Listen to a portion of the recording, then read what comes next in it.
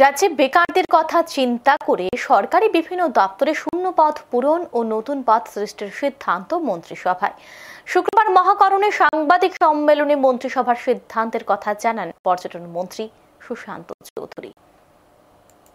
রাজ্য মন্ত্রিসভার প্রতিটি বৈঠকেই রাজ্যের বেকারদের স্বার্থে বিভিন্ন গুরুত্বপূর্ণ সিদ্ধান্ত নেওয়া হয়ে থাকে। এই বৃহস্পতিবারের বৈঠকেও বিভিন্ন সিদ্ধান্ত হয়। শুক্রবার মহাকরণে সাংবাদিক সম্মেলনে মন্ত্রিসভার সিদ্ধান্তের কথা জানান পরিবহন পর্যটন মন্ত্রী সুশান্ত চৌধুরী। তিনি জানান, গ্রাম উন্নয়ন দপ্তরের 198টি জুনিয়র ইঞ্জিনিয়ার পদে লোক নিয়োগ করা হবে। এর মধ্যে যারা ডিগ্রি প্রাপ্ত তারা 105টি পদে ও যারা সিভিল ইঞ্জিনিয়ারিং এ ডিপ্লোমা করেছেন তারা 98টি পদের জন্য আবেদন করতে পারবেন। টিপিএসসির মাধ্যমে নিয়োগ করা হবে। মন্ত্রী সিদ্ধান্তের কথা জানাতে গিয়ে জানান, শিক্ষা দপ্তরে পদ সৃষ্টি ও পূরণ করবে 1566টি স্নাতক ও স্নাতক পদের শিক্ষক স্বল্পতা দূরীকরণের জন্য এই নিয়োগ করা হবে। টিআরবিটির মাধ্যমে নিয়োগ করা হবে। এর মধ্যে স্নাতক শিক্ষক রয়েছে 1000-এর উপরে। এছাড়া সিদ্ধান্ত হয়েছে বিদ্যাজ্যোতি স্কুলগুলিতে 112টি পদে স্পেশাল এডুকেটর নিয়োগ করা। জেল দপ্তরে 151 জন ওয়ার্ডারের পদ সৃষ্টি করা হয়েছে। দ্রুত এগুলি নিয়োগ করা হবে। পুরুষ 137, মহিলা 14 পদে নিয়োগ করা হবে।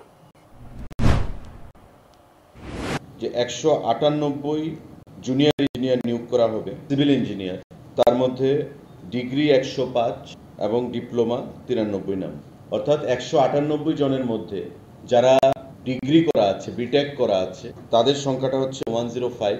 তারা অ্যাপ্লাই করতে পারবে for the post of junior engineer.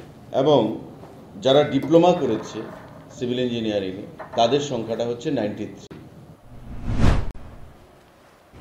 পুরনো রাজভবনকে 5 তারা হোটেলের জন্য দেওয়া নিয়ে সাংবাদিকদের প্রশ্ন উত্তরে মন্ত্রী সুশান্ত চৌধুরী জানান, এই বিষয়ে এখনো কোনো সিদ্ধান্ত কিংবা মৌ স্বাক্ষর হয়নি। বিষয়টি আলোচনার পর্যায়ে। তবে তিনি জানান, পুরনো রাজভবন ভাঙা হবে না। তিনি বলেন, রাজ্যের উন্নয়নে সকলকে এগিয়ে আসা উচিত। আগামী দিনে আপনারাও চান, আমরা সবাই চাই যে রাজ্যের যে ফেজটা পর্যটনের ক্ষেত্রে বহির্রাজ্যের সঙ্গে আমরা কম্পিটিশন করি বা বহির্রাজ্যের মতন আমরা করি। তো সেটাকে মাথায় রেখে এখানে এখনো সিদ্ধান্ত কিছু হয়নি, আলোচনার পর্যায়ে রয়েছে।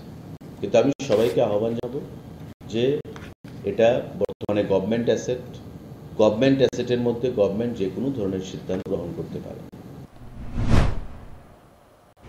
মন্ত্রী সাংবাদিকদের প্রশ্নোত্তরে সকলের কাছে আহ্বান, পুরনো রাজভবনকে নিয়ে যদি কোনো সিদ্ধান্ত হয় তাহলে সকলের স্বাগত জানানো উচিত। সকলেই চাই বিশ্বের দরবারে যাতে যাই রাজ্যের মুখ।